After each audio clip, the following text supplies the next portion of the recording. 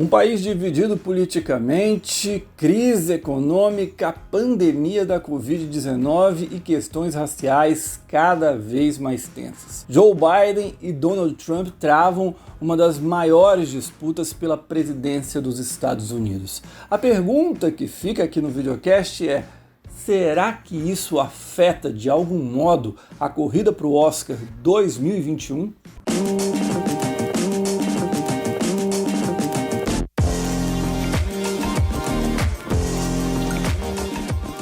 Importante eu dizer o seguinte: eu estou gravando esse vídeo no início da tarde de quinta-feira e até agora não se sabe se o Biden confirmou a vitória ou se o Trump vai conseguir virar. Talvez no momento que esse vídeo estiver sendo lançado o resultado já tenha saído finalmente. Nessa semana de votação, a Variety, que é um dos principais sites de informações sobre o show business americano, fez uma matéria muito legal mostrando como foi o Oscar do ano seguinte à disputa eleitoral lá nos Estados Unidos, pegando desde os anos 20 até 2016, quando Trump foi eleito. Uma curiosidade é que todas as vezes em que republicanos venceram as eleições, os ganhadores do Oscar e do Globo de Ouro coincidiram. Já quando teve democratas como vencedores, duas vezes o Oscar de melhor filme foi diferente dos ganhadores do Globo de Ouro. Feita essa introdução, vamos começar essa viagem no tempo. Em 1928, o republicano Herbert Hoover, impulsionado pelo ótimo desempenho da economia do país nos anos 20, levou a presidência dos Estados Unidos. Na cerimônia realizada em 1929, quem levou o prêmio foi Asas, um drama de guerra que esbanjava a capacidade técnica invejável de Hollywood, simbolizando bem a grandiosidade da América. Porém, vale lembrar que meses depois os Estados Unidos entraram num verdadeiro caos com a Grande Depressão e a quebra da Bolsa de Valores de Nova York. Já nas eleições de 1932, chegava ao poder um dos maiores ícones da história dos Estados Unidos, Franklin Delano Roosevelt. Ele comandou o país durante 4 mandatos, recuperou a economia americana e fez o país ter uma importância gigantesca na Segunda Guerra Mundial. 10 dias depois da vitória de Roosevelt nas urnas, aconteceu a 5ª cerimônia do Oscar,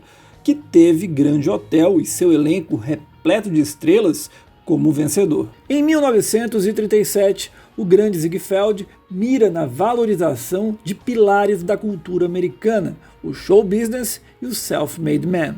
Em 1941, deu Rebecca, um suspense do Hitchcock para dar um alívio em meio às tensões da Segunda Guerra Mundial.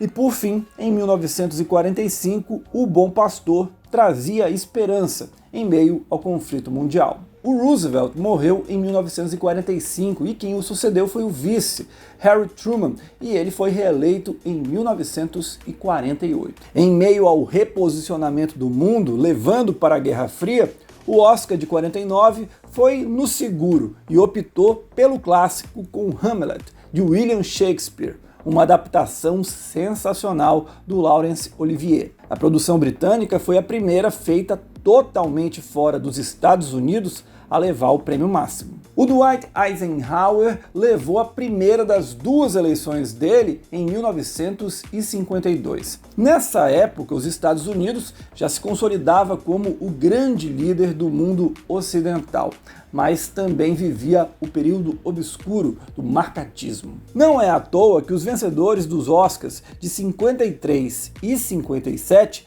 sejam 2 obras para lá de escapistas e esquecíveis: O Maior Espetáculo da Terra e A Volta ao Mundo em 80 Dias. O mais popular dos presidentes norte-americanos foi eleito em 1960. É claro que eu estou falando do John Kennedy. No ano seguinte, Se Meu Apartamento Falasse levou o Oscar trazendo o charme e a elegância do período. Vale também lembrar que na cerimônia, o Sidney Poitier se tornou o primeiro intérprete negro a vencer a categoria de melhor ator, simbolizando as transformações sociais que marcariam a década. O Kennedy foi morto, o Lyndon Johnson assumiu e foi reeleito em 1964. Mas o sonho americano já começava a dar sinais de desgaste. O prêmio de melhor filme de 1965 sintetiza bem isso. Ainda que seja divertido e bem feito, Minha Bela Dama mostra como aquele velho modo de fazer cinema de Hollywood já não refletia tão bem as mudanças da época. Na era do sexo, drogas e rock and roll, mudanças culturais, comportamentais, de alta tensão social nos Estados Unidos, o país encaretou de vez. Em 68, quem foi eleito foi o republicano e conservador Richard Nixon. O Oscar seguiu a linha da política, ao premiar em 1969 Oliver, o último suspiro dos grandes musicais daquela época. Em 72, o Nixon conseguiu se reeleger, mesmo em meio a críticas pesadas da participação americana no Vietnã e dos primeiros indícios do Watergate. A academia, porém, acordou para a vida e, no meio da contestação trazida pela nova Hollywood, consagrou o poderoso chefão.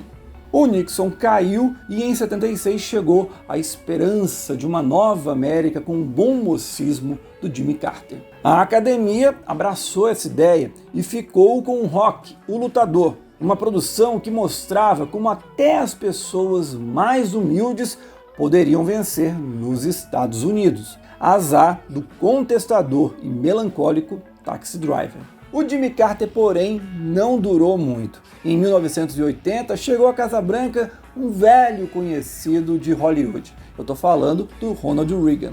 Em meio a um período pouco animador da história americana, pelos sonhos não confirmados dos anos 60, o Oscar de 1981 também adotou a linha conservadora e foi para Gente Como a Gente, um drama sobre traumas e infelicidade. O Reagan venceu novamente em 84 e no ano seguinte a academia seguiu o mesmo estilo tradicional de 4 anos antes e, sem se comprometer, deu prêmio para o drama de época e obra-prima do Milos Forman, Amadeus. Aproveitando a boa economia deixada pelo Reagan, o George Bush, em 1988, acabou sendo eleito presidente dos Estados Unidos. Nesse cenário, nada melhor do que um feel-good movie como Rayman para distrair o público com o astro da época, Tom Cruise, e um gigante de Hollywood como Dustin Hoffman. O Bill Clinton passou por cima da tentativa de reeleição do George Bush e ganhou a disputa em 1992. Curiosamente, o Oscar de 93 foi para um republicano histórico, Clint Eastwood, em sua revisão do faroeste com Os Imperdoáveis. Com uma economia em alta e os Estados Unidos consolidado de vez no comando do planeta após o fim da União Soviética, o Clinton se reelegeu em 96. No ano seguinte, o Oscar adotou também a grandiosidade e ficou com um romance nostálgico no melhor estilo do cinema das décadas de 40 e 50, com Um Paciente Inglês. Já em 2000 a gente teve uma disputa muito parecida com a desse ano, quando o Al Gore e o George W. Bush disputaram voto a voto a eleição. Quem se deu bem no final das contas foi o republicano. Para um novo presidente conservador, uma vitória de um gênero clássico. No caso, o Oscar 2001 foi para o épico Gladiador. Impulsionado pela guerra contra o terrorismo, o Bush se reelegeu com mais folga em 2004. No ano seguinte, porém, a academia ousou com Menina de Ouro, uma produção que aborda um tema polêmico para os conservadores, a partir de um diretor republicano. Em 2008, a história foi feita com a chegada do primeiro negro à Casa Branca, Barack Obama. O Oscar 2009 refletiu esse clima de esperança ao premiar Quem Quer Ser um Milionário, o filme mais leve e alto astral a vencer o prêmio nos últimos anos. Em 2012, ainda que sem a aura anterior, Obama foi reeleito. E no ano seguinte, a academia, ainda em relacionamento sério com o democrata, chama Michelle Obama para anunciar a vitória de Argo, um filme que tenta ser político, porém, no máximo, consegue ser uma aventura divertida. Em 2016, o outsider republicano Donald Trump surpreendeu o mundo e levou a presidência dos Estados Unidos. Aproveitando a deixa da chegada de um presidente eleito que nunca escondeu o seu racismo, a Academia viu uma boa oportunidade de fugir do rótulo Oscar So White e ainda marcar posição ao premiar, em 2017, Moonlight, uma vitória tão surpreendente quanto a de Trump. E a cerimônia de 2021, como é que vai ser? Nessa disputa extremamente polarizada entre Biden e Trump, não é preciso ser expert do mundo do cinema para saber que Hollywood está do lado do democrata. E o Oscar vai servir para refletir essa oposição ao republicano. Afinal, com filmes como One Night in Miami, Destacamento Blood e A Voz Suprema do Blues, o Oscar 2021 deverá ter uma presença massiva de negros, incluindo atores, atrizes, produtores, roteiristas, profissionais das áreas técnicas, diretores e até diretoras, algo inédito hoje na premiação indicados. Podemos ver ainda 2 mulheres nomeadas em direção, feito também inédito em um mesmo ano, e com Cole Zhao, de Nomadland, como favorita. Já o set de Chicago pode ainda ser considerado um aceno aos movimentos civis, especialmente ao Black Lives Matter.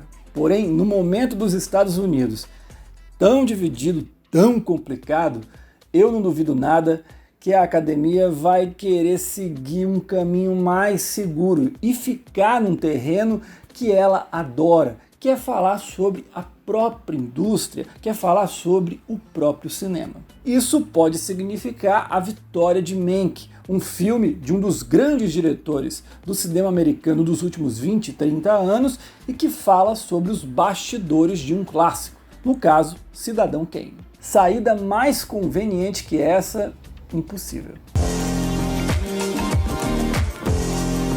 É isso, comentários já estão abertos. Fale aí se você acha que vai ter alguma influência essa disputa Biden versus Trump no Oscar 2021. Segunda-feira, meio-dia, horário de Brasília, eu tô de volta trazendo um calendário do que você vai poder ver até o fim do ano no Brasil dos candidatos ao Oscar 2021. A gente se encontra, até lá. Tchau.